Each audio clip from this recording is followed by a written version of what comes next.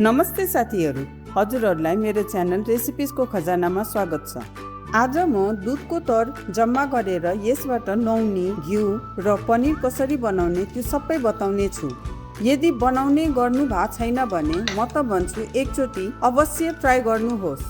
हजुरहरू पनि यसरी नै सजिलैसँग आफ्नो घरमा शुद्ध घिउ र पनिर बनाउन सक्नुहुन्छ। मैले सेयर गरेको कुरा युजफुल लागिरहेछ भने च्यानललाई सब्सक्राइब, लाइक, सेयर र कमेन्ट गरिदिनु होला। मैले यहाँ दुध उमालेर छोड्दा तर जमेको हुन्छ, त्यही तरलाई जम्मा गर्ने गरेकी छु। कुनै पनि प्लास्टिक वा स्टिलको भाँडोमा जम्मा गर्न सक्नुहुन्छ, तर ख्याल के गर्नुपर्ने हुन्छ, यसलाई हामीले फ्रिजरमा राख्नु पर्ने हुन्छ, किनभने अहिले गर्मी उत्तिकै बढिरहेको छ। फ्रिजरमा राख्दा यो लामो समयसम्म बिग्रिँदैन। यो 10 दिन जम्मा गरेको तर हो। मैले 2 घन्टा पहिला नै तरको बट्टालाई निकालिसकेको थिएँ। अब बट्टाको आधी तर ठुलो जारमा राख्ने र एक फेर मिक्सी चलाइदिने। यो यतिको हुन्छ। फेरि चलाएर त्यसमा केही आइस क्युब राखी चलाउने। अघि भन्दा नि सफ्ट हुन्छ। मिक्सी चलेन भने थोरै चिसो पानी राखेर फेरि चलाउने, जबसम्म यसमा दाना देखिन्न। दाना देखिन थालिसकेपछि यसलाई ठुलो भाँडोमा खाली गर्ने। अब बाँकी रहेकोलाई अघि जस्तै फेरि मिक्सी चलाई थोरै पानी राखी मिक्सी चलाई रेडी गर्ने। सबै तर पिँधेर मैले यहाँ रेडी पारिसकेँ। अब यसमा फेरि केही आइस क्युब राख्ने र थोरै चिसो पानी राखी यसलाई चलाएर 10 मिनट छोडिदिने।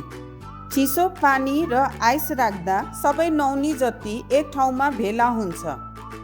10 मिनट पछि हेर्नुहोस् त एक ठाउँमा सबै भेला भइसक्यो। अब पानीबाट कराईमा निकाल्ने। अब थोरै थोरै चिसो पानी राखी यसलाई पखाल्दै जाने 2-3 चोटि, जबसम्म सफा पानी आउँदैन।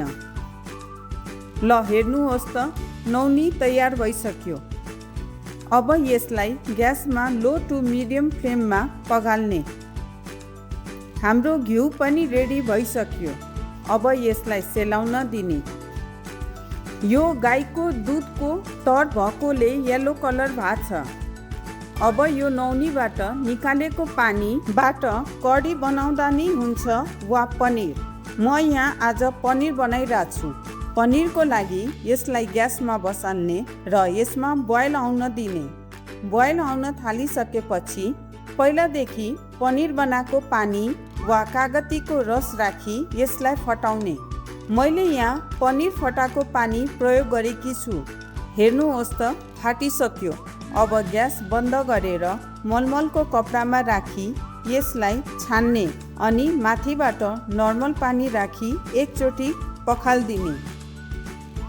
अब सबै पानी निचोरेर माथिबाट वेट राखी यसमा रहेको पानीलाई पनि निक्लिन दिने। त्यसपछि यसलाई फ्रिजमा सेट हुनलाई आधी घन्टा जति छोडिदिने। यो छानेको पानी सेलाएपछि थोरै यसरी बोतलमा राखेर नेक्स्ट टाइम पनिर फाड्नलाई युज गर्न सक्छौँ। यसलाई राख्दा फ्रिजमा राख्नुपर्ने हुन्छ। यता घिउ पनि सेलाइसक्यो। अब सफा बोतलमा छान्ने। हेर्नुहोस् त घिउ लगभग 300 ml जति निस्क्यो। छानेर निकालेको खरी वा खुर्चनलाई कचौरामा चिनी राखेर खान मिल्छ। साह्रै मिठो हुन्छ यसरी यो खाँदा। पनिर पनि रेडी भइसक्यो। म निकालेर देखाउँछु। यो पनि लगभग 200 ग्राम जति होला। यसरी हजुरहरूले पनि तरबाट घिउ पनिर बनाउन सक्नुहुन्छ। भिडियो कस्तो लाग्यो कमेन्ट गर्नुहोला। धन्यवाद।